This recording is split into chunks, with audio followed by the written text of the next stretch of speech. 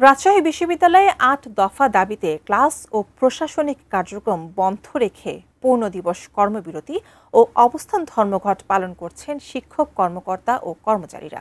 রাজশাহী বিশ্ববিদ্যালয় থেকে শিক্ষক কর্মচারীদের আন্দোলন সম্পর্কে জানিয়েছেন প্রতিনিধি বুলবুল হাবিব।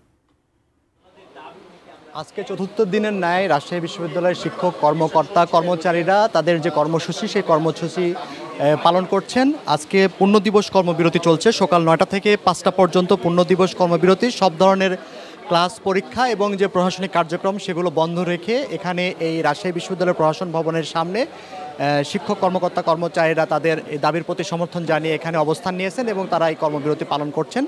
তো যেহেতু আসলে প্রধানত তারা মূল যে দাবি সকল বৈষম্য দূরীকরণ ও প্রাতিষ্ঠানিক সুবিধার দাবিতে, তারা এর বাহিরে আসলে ৮ দফা দাবির কথাও বলছেন। সেই দাবিগুলোর মধ্যে রয়েছে ক্যাম্পাসের সকলের নিরাপত্তা নিশ্চিতকরণে পর্যাপ্ত ব্যবস্থা গ্রহণ, শিক্ষার্থীসহ শিক্ষক কর্মকর্তা কর্মচারীদের পর্যাপ্ত আবাসিকতার ব্যবস্থা করা, পরিবহন ব্যবস্থার উন্নয়ন, শিক্ষকদের জন্য ব্যক্তিগত চেম্বারে ব্যবস্থা, গবেষণার জন্য অর্থ বরাদ্দ বৃদ্ধিকরণ, শিক্ষক কর্মকর্তা কর্মচারীদের জন্য সুদমুক্ত ঋণের ব্যবস্থা করা,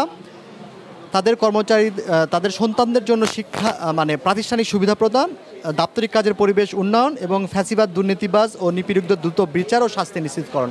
এই ৮ দফা দাবিতে তারা, তবে প্রধান যে দাবি তাদের যে প্রাতিষ্ঠানিক যে সুবিধা, সেই সুবিধার দাবিতে আসলে তারা সন্তানদের জন্য এই মূল দাবিতেই তারা আন্দোলন করছেন। এর আগেও আন্দোলন করেছিলেন, তখন বিশ্ববিদ্যালয়ের প্রশাসনের আশ্বাসে তারা আসলে আন্দোলনটা কিছুটা স্থগিত করেছিলেন। এখন তারা তাদের এই আন্দোলন কার্যক্রম পরিচালনা করছে। তো আমরা যদি একটু জানার চেষ্টা করি যে আপনাদের এই যে দাবি কথা বলছেন, সে দাবিগুলো আসলে কতটা যৌক্তিক মনে করছেন? আমরা এই দাবিগুলো 100% যৌক্তিক মনে করছি।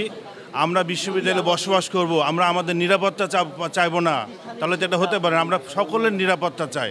প্রশাসন যদি আমাদের 1 ঘন্টার মধ্যে দাবি মানে নাই, আমরা 1.5 ঘন্টার মধ্যে যার অফিসে বসে যাব। আমরা তো কন্টিনিউ করার জন্য এখানে বসি নাই। আমরা মর্মাহত, আমরা আশাহত। যতক্ষণ না প্রশাসন আমাদের প্রাতিষ্ঠানিক সুবিধা ফিরিয়ে দিবেন, ততদিন আমাদের আন্দোলন সংগ্রামের কর্মসূচি চলবে। জি, ধন্যবাদ। তো আসলে আমরা শুনছিলাম যে তাদের যে পূর্ণ দিবস কর্মবিরতি এবং ক্লাস পরীক্ষা বন্ধ রেখে যে কার্যক্রম পরিচালনা করছেন সেই খবর।